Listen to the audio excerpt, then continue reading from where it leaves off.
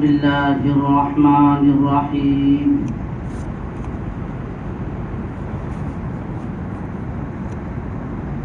اللهم إنا نحمدك ونستعينك اللهم لك الحمد كما أنت أهل وصل وسلم على سيدنا محمد كما أنت أهل وفعل بنا ما أنت أهل فإنك أهل التقوى وأهل المغفرة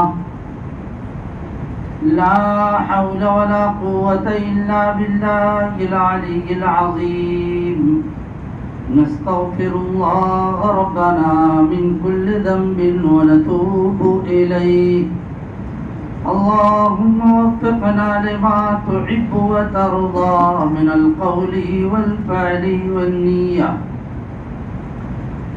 أما بعد أعوذ بالله من الشيطان الرجيم بسم الله الرحمن الرحيم والمؤمنون والمؤمنات بعضهم أولياء بعض وقال النبي صلى الله عليه وسلم من استغفر للمؤمنين والمؤمنات كتب الله له حسنة بكل مؤمن ومؤمنة أخرجه الطبراني عن أبي ذر رضي الله تعالى عنه صدق الله العلي العظيم وصدق رسوله النبي الكريم ونحن على ذلك لمن الشاهدين والشاكرين والحمد لله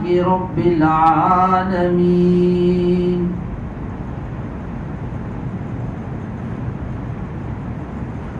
گزشتہ مجلس میں ایک مضمون تھا خدمت خلق کے سلسلے میں اپنی طبیعت بنائے کہ اللہ کی مخلوق کو ہم فائدہ پہنچانے والے بنیں اس کو تفصیل سے سمجھاتے ہوئے میں نے ایک درخواست رکھی تھی اور یہ کہا تھا کہ سب سے پہلے تو ہماری درخواست ہمارے نوجوان ساتھیوں سے یہ ہوگی کہ ہم اپنے گھر میں اپنے ماں باپ کی خدمت کرنے والے بنیں۔ چنانچہ جیسے ہی میں نماز جمعہ سے فارغ ہوا اس کے بعد نیچے کو پہنچا تو ایک صاحب آئے اور آ کر کہنے لگے حضرت آج تو واقعتاً آپ نے جو مضمون پیش کیا تو میں نے خود چند دن پہلے ایک بات دیکھی کہ اللہ پاک نے گھرانے کو بہت کچھ دیا، ماں باپ حج میں جانا چاہ رہے ہیں لیکن اپنی کسی مجبوری کی وجہ سے وہ چاہ رہے تھے شادی شدہ اپنے نوجوان بیٹے کو ساتھ میں لے جانے کو چاہ رہے تھے لیکن نوجوان بیٹے نے منع کر دیا، پہلے تیار پھر اس نے منع کر دیا، اس لیے کہ بیگم صاحبہ سے مشورہ ہوا تو بیگم نے یہ کہہ دیا کہ ہم وہاں گھومیں گے پھریں گے یا ان کی چاکری کے اندر جکڑے رہیں گے۔ کہا اس کا نتیجہ یہ ہوا کہ اس اللہ کی بندی نے تو منع کیا ہی لیکن اس اللہ کے بندے نے بھی انکار کر دیا اپنے ماں باپ کی خدمت سے، جس ماں باپ نے پوری زندگی اس کے لیے اپنے آپ کو کھپایا، اس ماں باپ کی بات کر رہا ہوں، اس ماں باپ کی خدمت سے اس نے انکار کر دیا۔ یہ ایک مثال ہے جو فوری طور پر اس نے بیان کی، لیکن ایسی تو ہمیں اپنے معاشرے میں دسیوں مثالیں ملتی ہیں۔ ابھی کچھ کہوں تو آپ لوگ حیرت میں پڑیں گے، ایسے بھی قصے دیکھے ہیں کہ ماں باپ کو تو کھلاتے نہیں لیکن باپ کو کھلانے والی اس کی بہن کھلا رہی ہے۔ غور سے سننے کی بات ہے، باپ کو بہن کھلا رہی ہے، بیٹا دیکھ رہا ہے، بیوی دیکھ رہی ہے، لیکن جو ہے وہ بھی برداشت نہیں کہ ہم نہ کھلائیں، اس کی بہن بھی اس کو نہ کھلائے اور اس کی بہن سے لڑنے کے لیے تیار۔ اتنا ہی نہیں، ہاتھوں پائی تک معاملہ پہنچ گیا۔ بتلاؤ کیسا سب کے لیے معاشرہ اور کس طرح کا حال۔ یہ در حقیقت اللہ کی توفیق جب سلب کر لی جاتی ہے، اللہ کھینچ لیتے ہیں انسان سے درد کو کھینچ لیتے ہیں، ہمدردی کو کھینچ لیتے ہیں. کسی کے نے میرے تمہارے ساتھ اچھا سلوک کیا تو وہ احسان ماننا چاہیے، جس کو احسان شناسی کہتے ہیں، وہ احسان شناسی جب کھینچ لیتے ہیں اسی کا یہ نتیجہ ہے. اور یہ بات یاد رکھے، میرے اور آپ کے آقا تاجدار مدینہ سرکار دو عالم صلی اللہ علیہ وسلم نے فرمایا، جو لوگوں کا قدردان ہو، لوگوں نے تیرے ساتھ احسان کیا، اس احسان کا تجھے بدلہ چکاتے نہ آئے تو یہ یاد رکھنا کبھی تو اللہ کا بھی شکر ادا کرنے والا نہیں بنے گا. من لم یشکر الناس لم یشکر اللہ. اللہ کا تو قدردان بہرحال بننا ہے. نعمت کو باقی رکھنے بڑھانے کے لیے اللہ کا قدردان بننا ضروری ہے. نبی جی نے فرمایا اللہ کا قدردان اسی وقت بنے گا جبکہ تو لوگوں کے احسان کو ماننے والا بنے. لوگوں نے مجھے اور آپ کو ایک روٹی کھلائی تو اس روٹی کا بھی احسان ماننا پڑے گا. ارے میں کیا آپ لوگوں کو واقعہ سناؤں؟ صحیح بخاری کے اندر ایک روایت موجود ہے، سننے جیسی بات ہے. پوری حدیثوں مجھے لگتا ہے کہ میں یہ روایت اس سے پہلے آپ لوگوں کو سنا چکا ہوں، لیکن وقت کافی ہوا اس لیے ممکن ہے ذہن سے وہ مضمون جو نکل چکا ہے، لیکن مجھے اور آپ کو جو ہے اس پر جو ہے غور کرنا چاہیے. اور یہ بھی کہ ایمان اور اسلام مجھ سے اور آپ سے کس چیز کا تقاضا کرتا ہے. میں دوبارہ اس مضمون کا آپ لوگوں کو سناؤں. حدیث میں اس طرح کی بات ملتی ہے بخاری شریف میں، جہاں تیمم کا بیان ہے. اس تیمم کے واقعے میں تیمم میں ایک عجیب واقعہ نقل کیا. ایک صحابی ہے جن کا نام تھا حضرت عمران ابن حسین. حضرت عمران ابن حسین بالصاد، نہ کہ بالسین، سین کے ساتھ نہیں.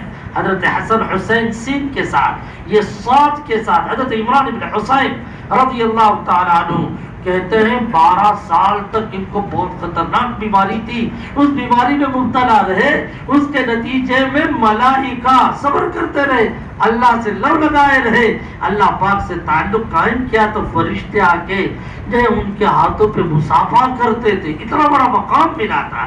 لکھا ہے کہ اللہ کے نبی علیہ الصلوۃ والتسلیم کے زمانے میں ایک مرتبہ سفر میں ساتھ ہوئے. حضرت عمران بن حسین، حضرت ابوبکر بھی تھے، حضرت عمر بھی تھے، اللہ کے نبی اور بھی تھے.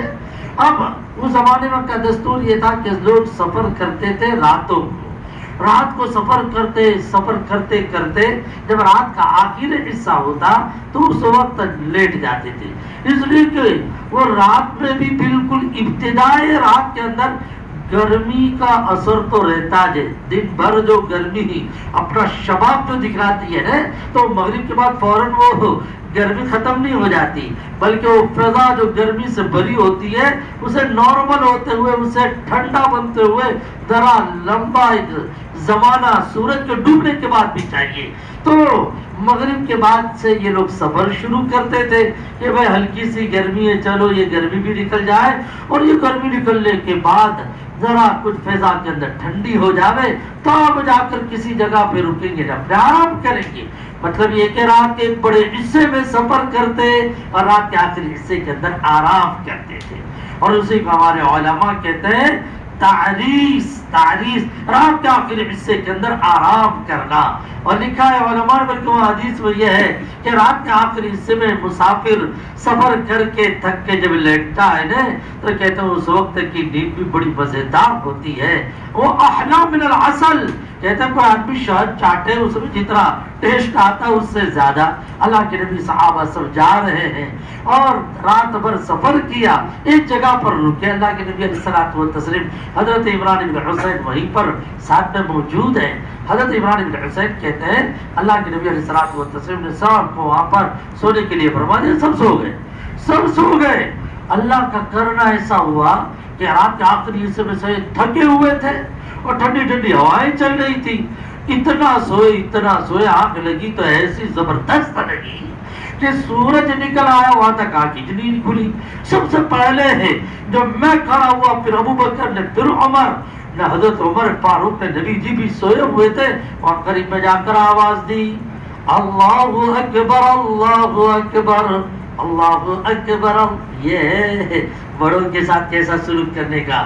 یہاں تو مولوی صاحب اگر اعتکاف پہ سوئے نا وہاں پر بھی ٹانکیاں ہلاتے ہیں، ٹانٹیاں تو دور کی بات ہے، سمجھے، بس چلے تو ٹانٹیاں پکڑ کے باہر کو کھینچ دے، زور سے بولے صاحب دیکھتے رہے ٹائم. ابے عقل کے پٹھے، الو کے پٹھے، تیری نے اس عالم کے درمیان زمین آسمان کا مقام و مرتبے کا فرق ہے.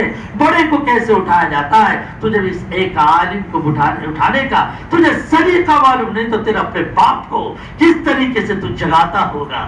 اللہ کے نبی علیہ السلام لیٹے ہوئے میرے آقا کو جگانے کا طریقہ انہوں نے کیا اختیار کیا، قریب میں گئے، اللہ اکبر اللہ اکبر اللہ اکبر. بس یہ آواز سنی تھی کہ اللہ کے نبی علیہ الصلوۃ والتسلیم بیدار ہو چکے. ہمیں کوئی آذان کہہ کے اٹھانا نہیں ہے. وہاں تو علماء نے پوری تشریح لکھی ہے کہ نبی جی جب سوئے نا تو سونے کی حالت میں خواب نے سپنا چلتا ہے، تو نبی کا سپنا وہی ہوتا ہے، وہی میں خلل نہیں ڈالنے کا. جیسے دو آدمی بات کر رہے ہو تو تیسرے کو گھسنا نہیں چاہیے. تو نبی سوئے ہوئے ہو نا، سونے کی حالت میں سپنا چلے تو یہ گویا یہ روحانی عالم میں ان کی گفتگو چلتی ہے، اس میں درمیان میں دخل اندازی نہیں کرنی چاہیے. اس میں نبی جی کو یا رسول اللہ کہہ کر کے آپ بیدار ہو جائیں یہ نہیں کرنا چاہیے، بلکہ آہستہ سے اس طرح سے پکاریں. یہ طریقہ تھا حضرات صحابہ کرام میں. واہ کیا عجیب طریقہ. کاش کہ اس کی روشنی میں ہمیں اپنے ابا نے اپنی امی کو جگانے کا طریقہ معلوم ہو، اپنے استاذ کو جگانے کا طریقہ معلوم ہو. جب بڑوں کا ادب ہی نہیں ہوگا تو میرے آقا نے یہ فرمایا لیس منا من لم یرحم صغیرنا ولم یعقر کبیرنا. جو آدمی چھوٹے کے ساتھ پیار شفقت کا معاملہ نہ کرے، جو بڑوں کا اکرام نہ کرے، وہ سمجھ لے کہ ہماری سوسائٹی سے نہیں. اور حضرت ابوبکر صدیق نے جا کر اس طرح سے آواز دی. جب یہ آواز دی تو اللہ کے نبی علیہ السلام بیدار ہوئے، اور پھر اس کے بعد سارے صحابہ گھبرا گیا. اللہ کے رسول جس نماز گئی، میرے آقا نے کہا خاموش چلو آگے. اللہ کے نبی علیہ السلام آگے گئے، ایک جگہ پہ ٹھہرا ہے، اس لیے کبھی مکرو وقت چل رہا تھا، ایک میدان میں ٹھہرایا. لوگوں کے بعد تھوڑا تھوڑا تھوڑا تھوڑا کچھ پانی تھا، اس پانی کے ذریعے سے وضو فرمایا، نماز ہو گئی. سمجھ رہے، نماز ہو گئی.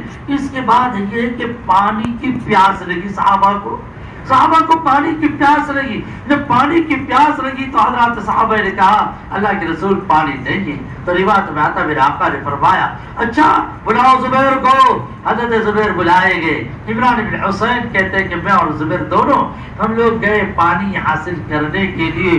دور جانا تھا، تلاش کرنے. پانی کس کے لیے؟ پورے قافلے والے کے لیے. قافلہ کو ایک دو نہیں، سینکڑوں کا مجمع تھا. اب یہ پانی لینے کے لیے جا رہے. کہتے ہیں کہ ہم نے راستے میں دیکھا سامنے سے ایک عورت آ رہی ہے، اونٹنی پر بیٹھی ہے، نے اونٹنی کے دونوں جانب پر پانی کا تھیلا اسے ڈال رکھا. جیسے ہم لوگ دیکھتے ہیں جانور میں گدھے کو لے کے جانے والے جب اس پر اینٹ یا کنکر ریت وغیرہ تو دو جانب پہ تھیلا، اس طرح سے پانی کا تھیلا دو جانب پر ہے. ہم نے اس عورت سے کہا کہ کب سے چل رہے پانی ہم کو نظر نہیں آ رہا، تو کہاں سے پانی لے کر آ رہی ہے، کہاں سے پانی لے کر آ رہی ہے؟ اس پر اس اللہ کی بندی نے کہا ٹھیک سوال کیا، لیکن سنو یہاں پانی یہاں نہیں ملے گا. میں پانی لے کے آ رہی ہوں، 24 گھنٹے سفر میں لگے ہیں، اتنی دور سے پانی لے کر آ رہی ہوں. ہاں، اور یہ بھی یاد رکھنا کہ مجھے کیوں جانا پڑا، اس لیے کہ آج کل ہماری فیملی کے جتنے مرد حضرات ہیں وہ گھر پہ نہیں ہیں، اس لیے مجھے پانی لینے کے لیے جانا پڑا. یہ عورت بڑی ہوشیار تھی، وہ یوں کہہ رہی تھی کہ مجھے پریشان مت کرنا کہ کہیں یہ پانی ہڑپ کر لو اور جو ہے کہیں ہڑپ کر کے لے جاؤ، اس لیے کہ 24 گھنٹے تو ویسے لگے ہیں، مرد کو ہے نہیں، اس لیے گھر پہ بال بچوں کے خاطر مجھے پہنچنا ہے جلدی سے. یہ تو حضرات صحابہ تھے جو اللہ کے نبی کی مجلس سے ساری باتیں سیکھے ہوئے تھے.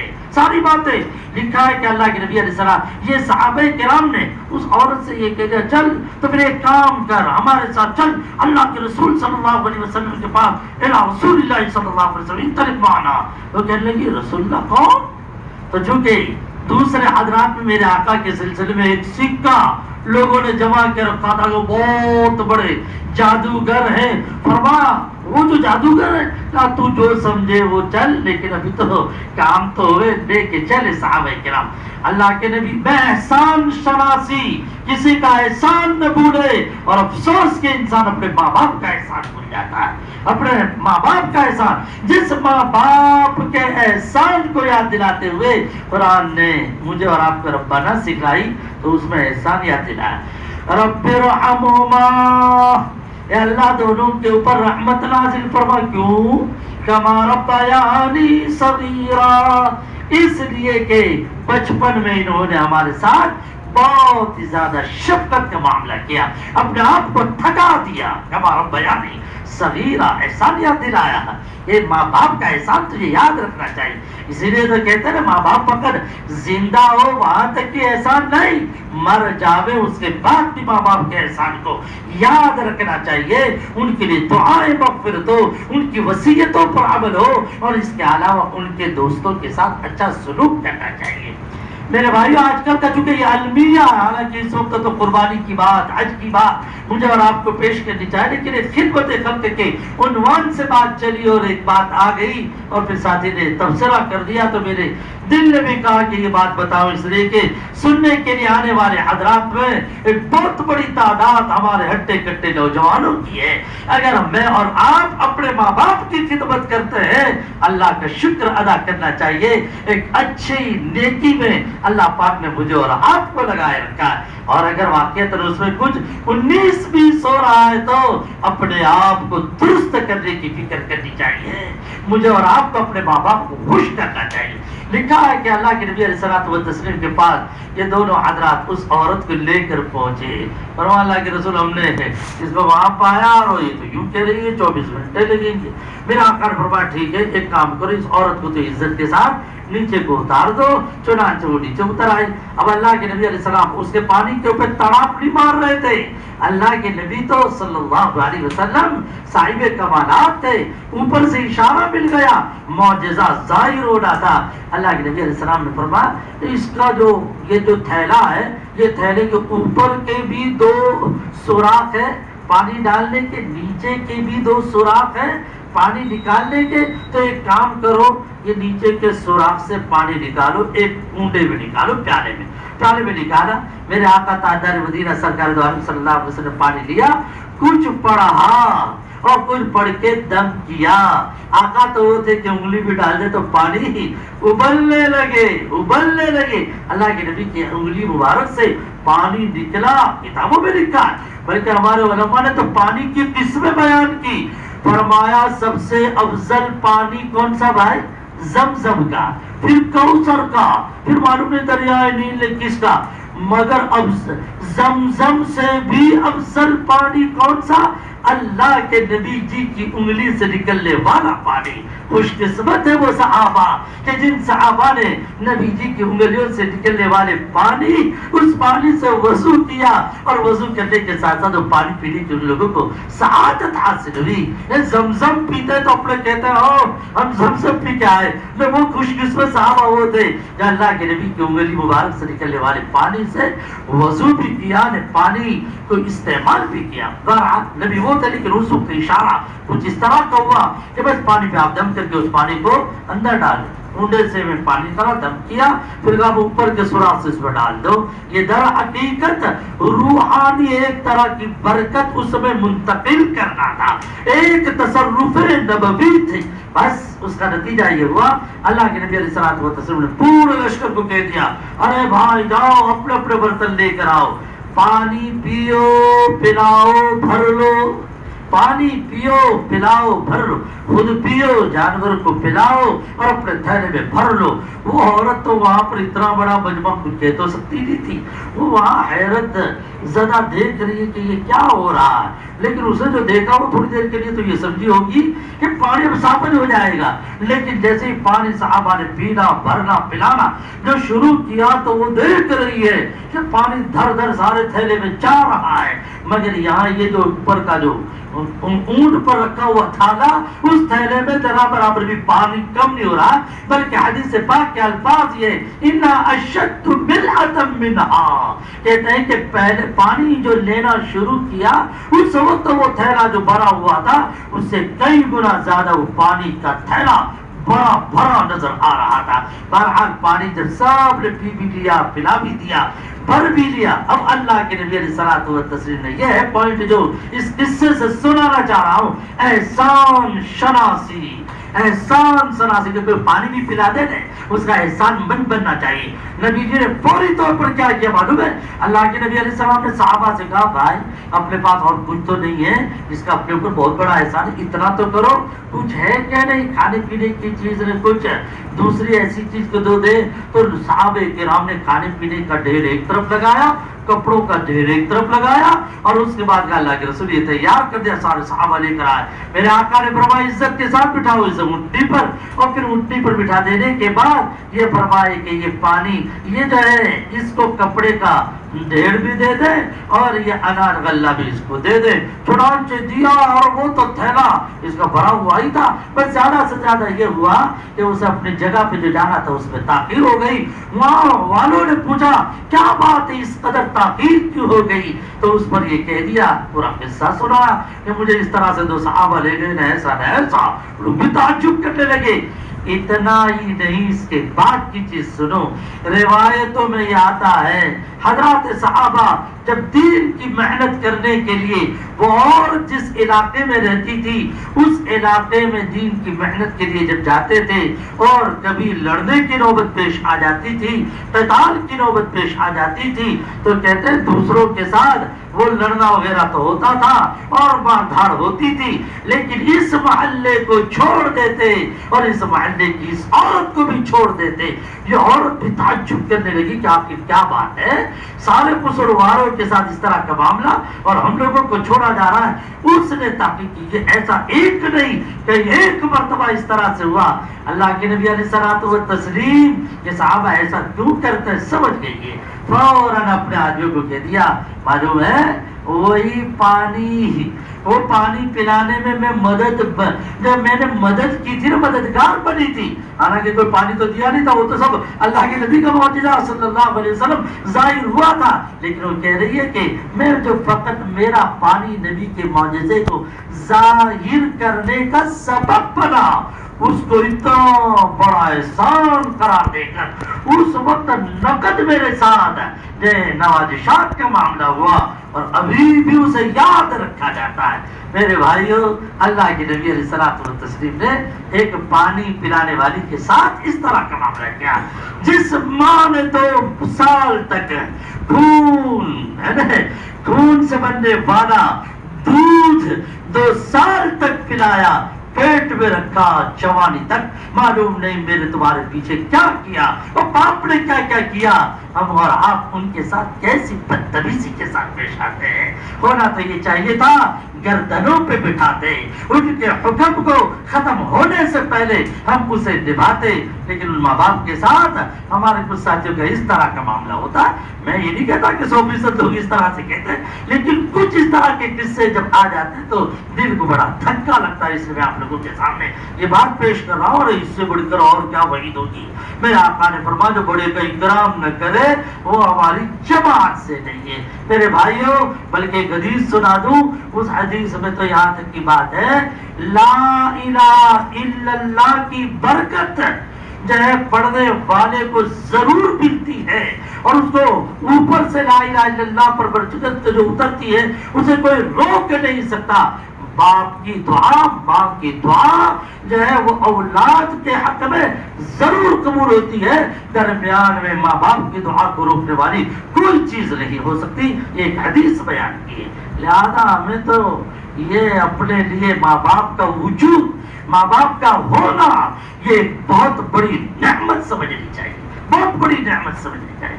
اللہ پاک کہنے سننے سے زیادہ عمل کی توفیق مجھے بھی عطا فرما, حضرات کو بھی نصیب فرما. ماں باپ کا انتقال ہو چکا تو ہر موقع سے رب رحمہما کما ربیانی صغیرا یہ پڑھ کے دعا کرنی چاہیے. جیب میں ہاتھ ڈال کے کبھی جو کسی غریب کو کھلا دینا چاہیے اس نیت کے ساتھ کہ یہ میرے ماں باپ کو اس کا احسان ہے, میرے ماں باپ کو اس کا ثواب پہنچے. اللہ کہنے سننے سے زیادہ عمل کی توفیق مجھے بھی عطا فرما, حضرات